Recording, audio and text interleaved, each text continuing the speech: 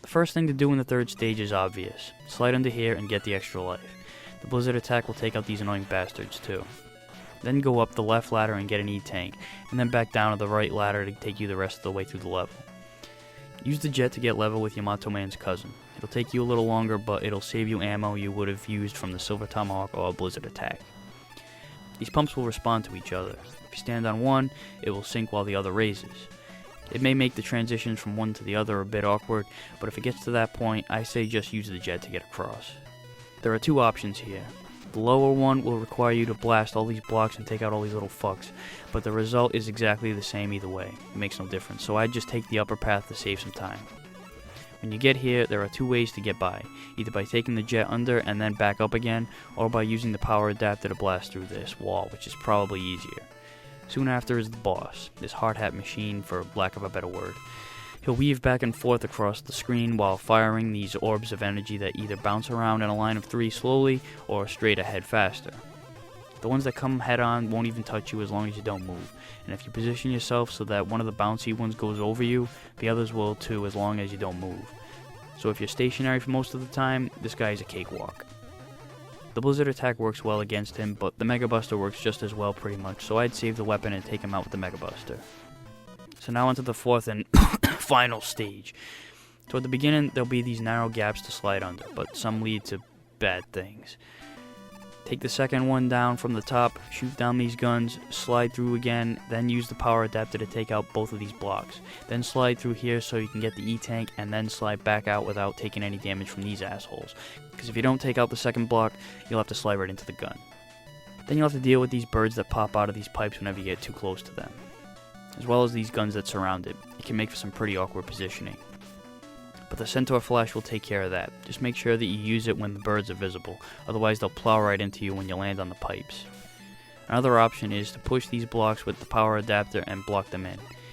You'll then come to a fork in the road. Either take the ladder up or straight ahead. Going straight will just lead you to a few of these cowboy guys. Heading up, and you'll be battling some of these ceiling crawlers that detonate. The catch here though is that there's an extra life waiting for you at the end of it. Either way, you end up here. You'll have to face off with some more of these bird and gun combinations. Use the same strategy as earlier with the Centaur Flash, or if you're low or out, the plant barrier works as a decent backup. There's an energy tank here, so don't block this bird or you'll be blocking yourself from getting it. Soon after is the battle with Mr. X, who shows up in this ball and chain type of ship, swinging back and forth and firing balls of energy that go straight down and then shoot out to either side. Dodging them is easy. Just stand all the way to the left and jump over them as they head towards you. You'll just miss the ship, but timing is a lot easier than it looks. He doesn't change attack patterns, so use the charge up Mega Buster and repeat the pattern until you take him out. Mr. X then reveals that he is in fact Dr. Wily. Big surprise there, huh? I love how Mega Man reacts here, like he's genuinely shocked. So now on to the real shit, Skull Castle.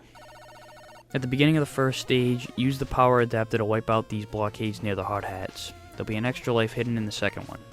The main hazards in this level are the spikes encased in the floors and walls and ceilings.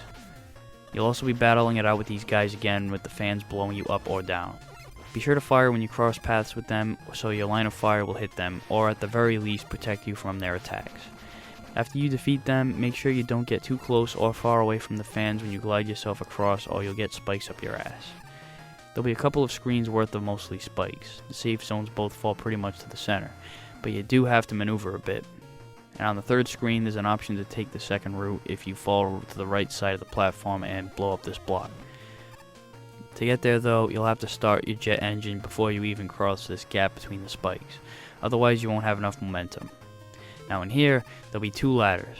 Take the second one to get an E-tank. What the fuck? Boy, they really make you go out of your way to get to a lousy energy tank. You'd think that this would be where the 4 extra lives would have been hidden. Under the second illusion floor is a bunch of small energy capsules, and then as you fall here, there'll be an illusion wall that leads to 3 weapon capsules.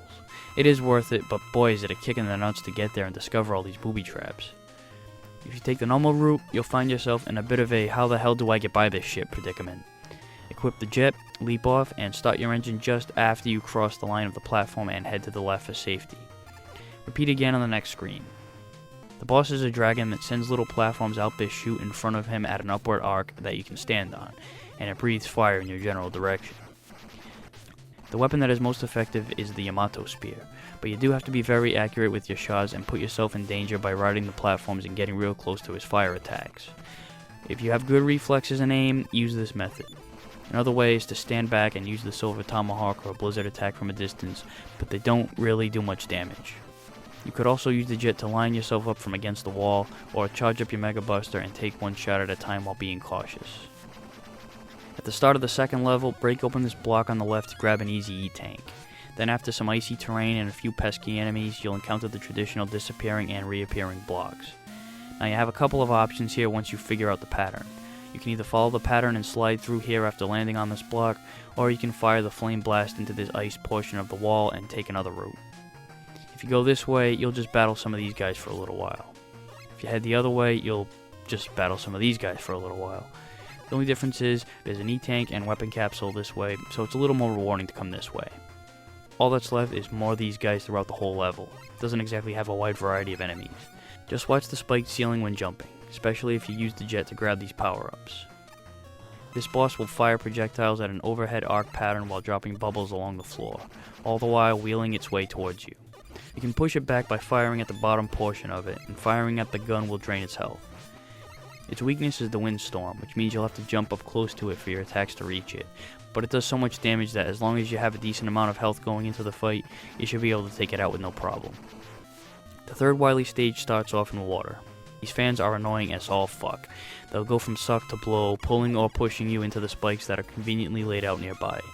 Trying to maintain your position while shooting at it can prove to be a pain in the ass.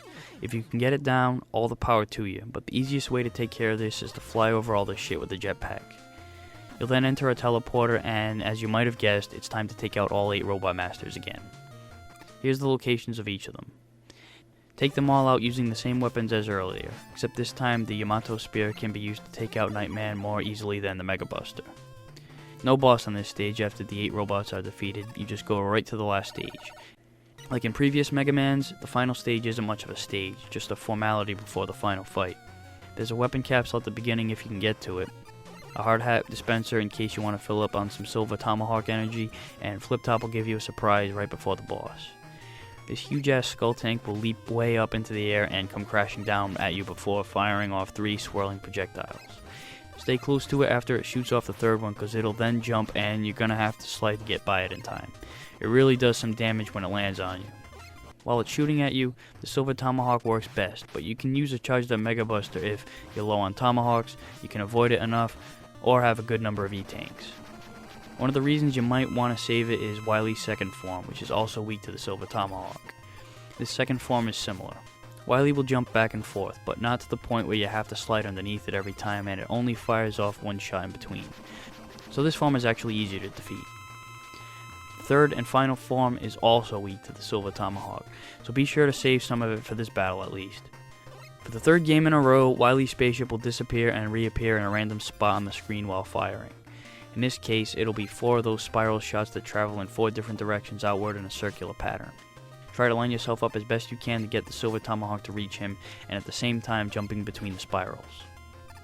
Once you destroy it, Wily will beg for his life once again, and this time Mega Man finally doesn't buy into his bullshit and ties him up, capturing him and putting him behind bars.